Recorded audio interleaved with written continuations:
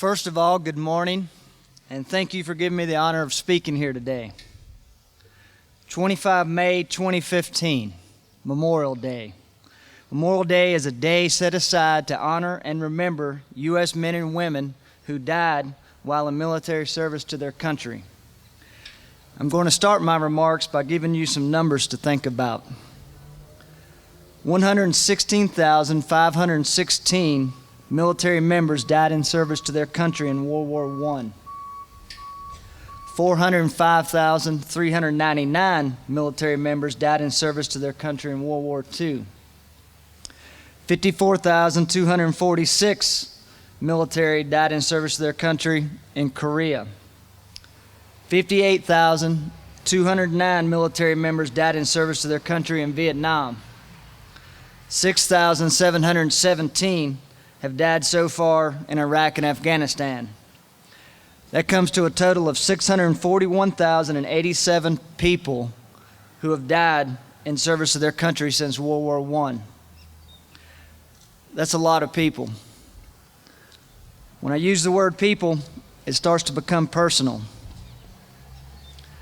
I think it's very, very important that we remember that those 641,087 people who died were someone's son, daughter, husband, wife, cousin, aunt, uncle, father, or mother.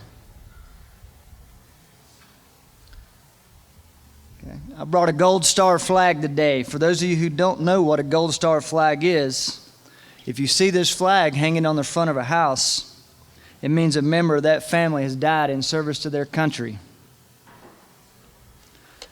And I would like to direct your attention to this memorial stone to my left. 38 former students, faculty, or staff have died while in service to their country. That's 38 members of our Appalachian family.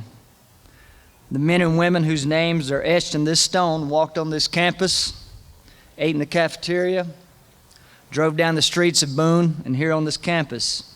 Some of them may have even attended a Memorial Day ceremony right here where we're standing. Each of them was a real person, not just a number. When you hear a story about a real person, it gives you a connection to this day. This morning, I'm going to tell you about Captain Richard Cliff. He graduated from ASU in 2002. His name is on this stone right here to my left. Captain Richard G. Cliff, Jr., 29, was killed September 29, 2008, while conducting a combat reconnaissance patrol in Helmand Province, Afghanistan. He was serving with Company B, 1st Battalion, 7th Special Forces Group. He deployed in support of Operation Enduring Freedom in September 2008 as a member of the Combined Joint Special Operations Task Force, Afghanistan.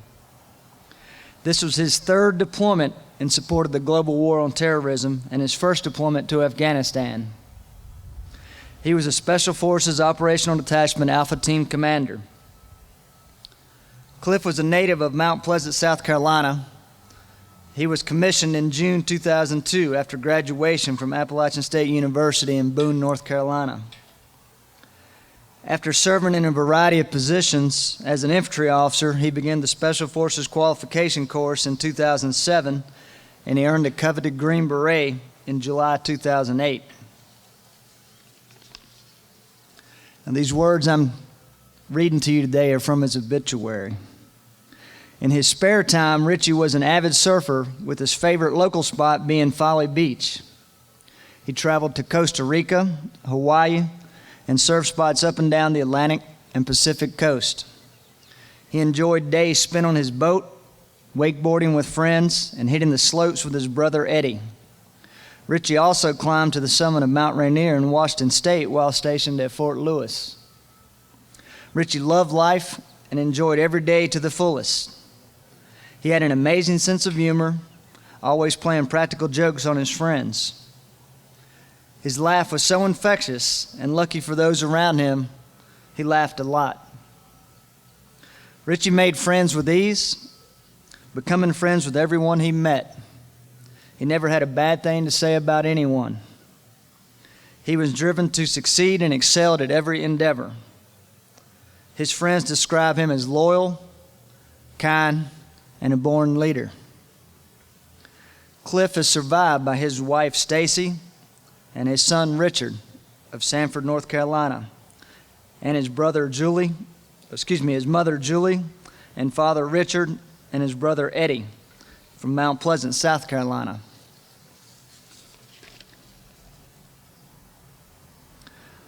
The reason I use Richard Cliff is because he's an example. He was a bright young man with a bright future. I'm not trying to depress everyone. I'm trying to impress upon everyone the importance of this day. We should all be happy and grateful that there are men and women in this country who are willing to risk their life so we can live our lives in a country like the United States.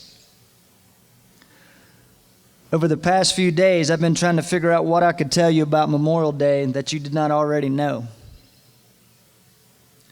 I wanted to say something profound to make a difference to somebody out there in the audience.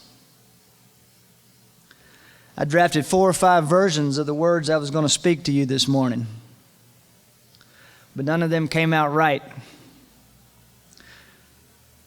There was really nothing wrong with the words that I wrote. What was wrong is that I was going to be talking to the wrong people. All of you here this morning know the significance and the meaning of Memorial Day. All of you come to this ceremony or one like it every Memorial Day. All of you understand how important this day is.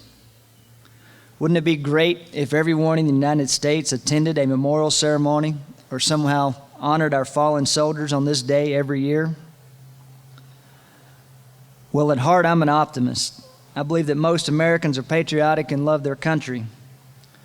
I think more Americans would come to these ceremonies if they truly understood why they are important. So few of our citizens have served or know someone who has served, and they don't really have a connection to this day. I think if they had a connection, they would come. In closing, I'm going to ask that each of you here today tell a friend who does not really understand the significance of this day, what it's all about. Tell them about the people who gave their life serving their country. Tell them about the families those people left behind. Tell them how important it is that we honor and remember our fallen soldiers. Give them a connection. That concludes my remarks. Thank you.